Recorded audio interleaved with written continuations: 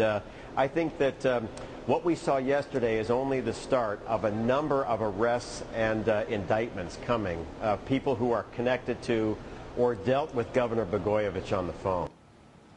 More arrests to come. That's exciting. See, I have to say, I mean, this is so typical of Republicans when a Democrat gets in trouble, or Democrats when a Republican gets in trouble. And I think that all these politicians, they do themselves an incredible disservice by being so incredibly political about this stuff. I don't think it makes the Republicans look good in this case. All it is another example of corruption in politics. But you can't fault him for coming out and saying this guy needs to step down. But there are two different ways to say it, right? There's one to have this kind of righteous indignation about it. Yeah. And there's another to say that, look, we've been hired to serve the people of Illinois. And when somebody steps out of line, be they Republican or Democrat, we need to act fast. We need to make sure that corruption is rooted out.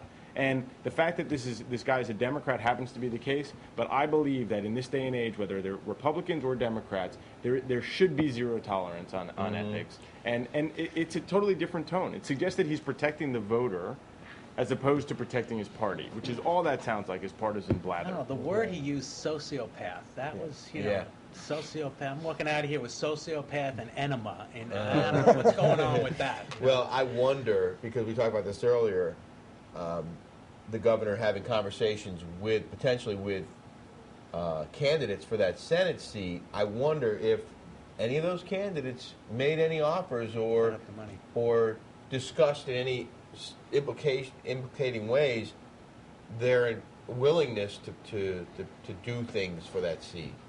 I mean, that's the big And you question. got to know if they're in the office meeting with him or talking to him on the phone, and it is a Senate seat at hand. These are going to be pretty high-profile individuals. Well, so this isn't just... Jesse Jackson Jr. is a state senator in Illinois and met with the governor for 90 minutes on Monday. And the governor is on tape saying that he wants something for that seat. Right. What did the governor say to Jesse Jackson Jr.? Right. What does Jesse Jackson Jr. say back? And he says, well, nothing. And he says, well, this thing's worth a lot more than that. Right. Right? So maybe. And if I'm one of those candidates and I'm clean, I'd be on TV today too. I think silence in this. Jesse Jackson Jr., according to I believe it was New York Times, did not respond to requests for interviews. I'd be giving interviews all day long if I'm clean. If I'm not clean, I'd be hiding. But they all do it. They all hide until... Right. And it's a mistake. Yeah. Did not answer requests for interviews. There are a couple people that issued statements expressing shock over the accusations, but did not answer requests for interviews. I don't know. It'd be really interesting to see what comes out of that. And I think lawyers usually tell their clients not to say anything. But in the court of public opinion, I think you lose if you wait. But he knows whether he was caught on tape saying something damaging or not, right? In a good way, this puts a lot of pressure on Dave Patterson to come up with the right candidate. Yeah. You know, I mean, he's really going to have this. I think he was already soul searching. I think Dave Patterson is a decent guy, and I think he was already at that. You know, he wants to do the right thing.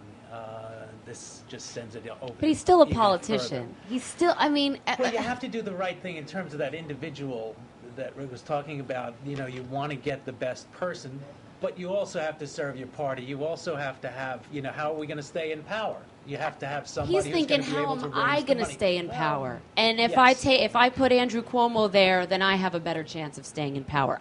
I don't give these guys any credit. I'm sorry, maybe I'm just jaded, but I don't. I don't think that, you know, Patterson sits up there and says, "What's the best thing for New York?" I don't think a lot of Republicans do that either. I think they think, what is going to protect my own political duckus? And it's unfortunate, but that's what I think that is going through their mind. The first law of politics is what? Stay elected? Right. Stay in power? How much for the car czar job, Michael wants to know. If you can buy a Senate seat for $1 million, how much can I get the car czar job for $100? Perry asks, bailout solution, pray and put it in God's hands. You think that'll work? And Matt Larson says... We should, but we should also fight against it. They're not mutually exclusive. Right. Railing against the bailout and praying. All right. Matt Larson says, marry me. I'm down for marriage. You're real hot. See, I'm not down for marriage, Matt. Is that a good proposal?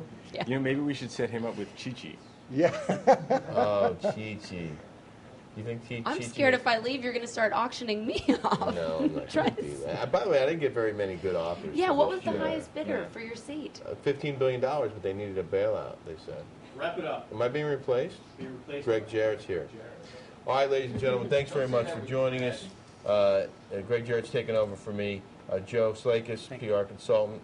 Rory Olson, CEO, Stock Track Group. And Mike Maslansky, Frank Luntz's partner, Maslansky Strategic Research. Correct? Yep. Andrea Tanteros, always a pleasure.